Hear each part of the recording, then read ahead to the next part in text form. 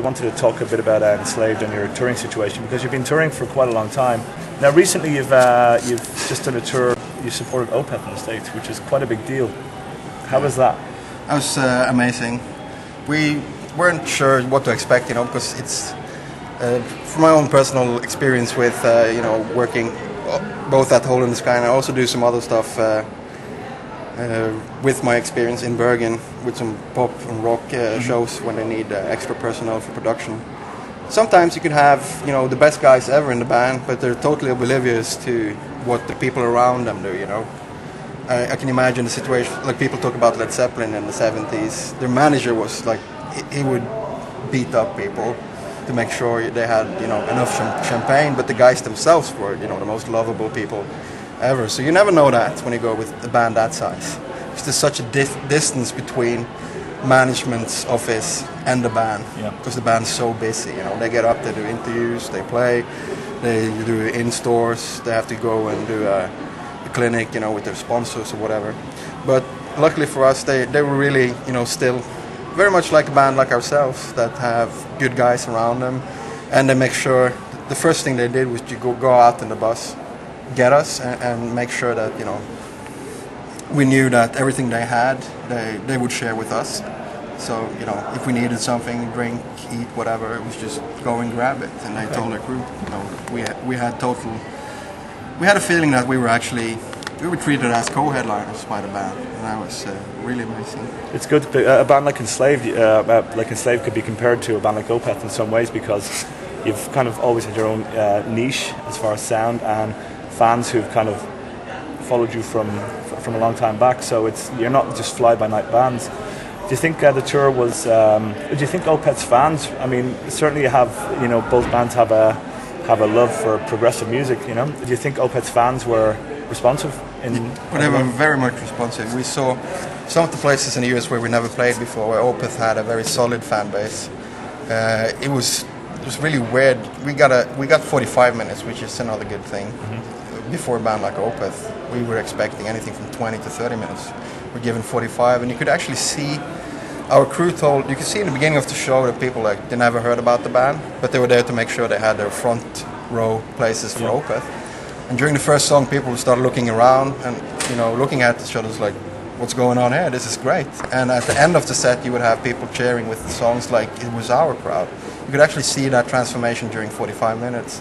And we would stand and sign stuff for like an hour afterwards, and people would be like, they were very enthusiastic, but also almost as we've cheated them in some way. They're like, you've been around for 18 years now, why the fuck didn't you sort of tell us this is great? And we got all these response afterwards, and we could see it not only from sales from the new album, but from the back catalogue also. After that tour, the people were basically, they found something new, because it's been, especially in the US, I think it's been sticking for a while that Enslaved is a 1993 black metal band that's still going, and then I discovered it's something completely else.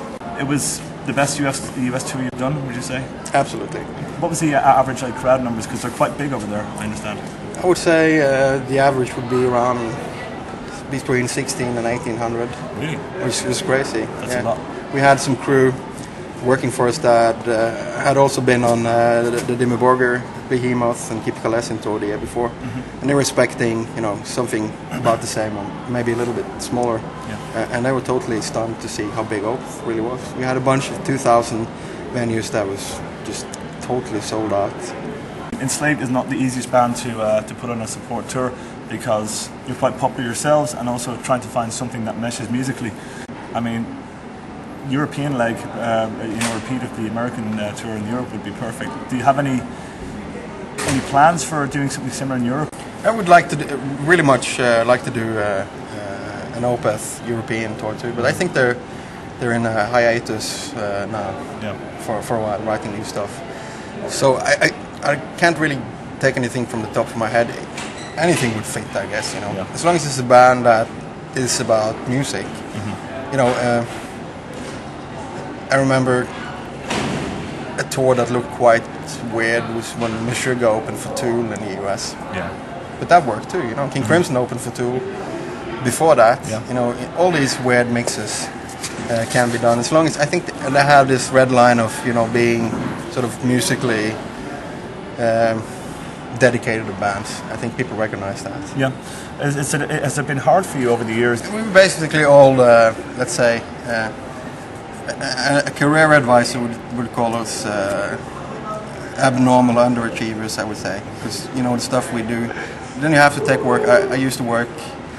After Ruin, I quit because then it was too much even for that. I worked as a night guard and a security ward of the mental hospital in Bergen because they had problems getting people to work there, I guess you could say.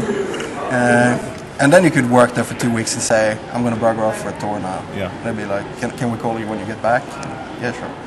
And, you know, Grutle, who has a degree in industrial plumbing of all things, he's a bouncer because that's also a kind of work that he can sort of leave when he wants to. Yeah.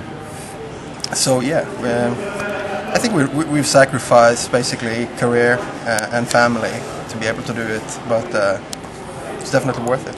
Last year you toured Europe with Krakow and Audrey Horn. I remember that was quite a lengthy tour, right? Yeah, 7 weeks. 7 weeks. I mean, how does that? I mean, 7 weeks on the tour. It's not the most comfortable lifestyle. No, we were to be able to pull that tour off. We had to put everybody in the same bus. So we were 18 people plus driver for 7 weeks in a very submarine-like environment. But I think that none of those bands had been on a European tour before. But it works out fine, you know. It rubs off. We have Enslaved. We've been touring so much, and we know how, you know. It's actually quite easy when you know the dynamics of things. Mm-hmm. You can have your own space in your head, even though you're crammed together with so many people for such a long time, and the things you do and things you don't do. We had to do it that way, and also, you know, the length of it, because then we could do so many in a row that it would be financially. Yeah, instead of breaking it up. Yeah, yeah, and also merch sale is good for a band like Enslaved. Mm-hmm. So that wasn't worse now. And as far as the future goes, could you see yourself doing something similar, like a tour of that length again? Would it be, or is it something that if you got that proposition, maybe you could see yourself being back at the mental hospital, but on the other side this time, you know? Or is it something you'd be happy to do again? Yes, you know, we do the 3-year tours. You know, if we were in a position where we could do that, that would mean that there was a demand for the band. That would mean that the band had success, and you know, no problem. If I get children one day, I'm married to our manager, so she has to go along. Then I get to see my wife. If I get kids, they're going to be selling merch at the age of 9. You know, it's everything I do. Everything around me has to be sort of part of the whole thing, or else, you know, it would be stupid, you know, to see your wife for 2 weeks. So after 18 years, you're still not burnt out? No, not at all. You know, my great grandfather, he was a whaler. He was traveling to the Arctic places, you know, hunting whales and seals for most of the year.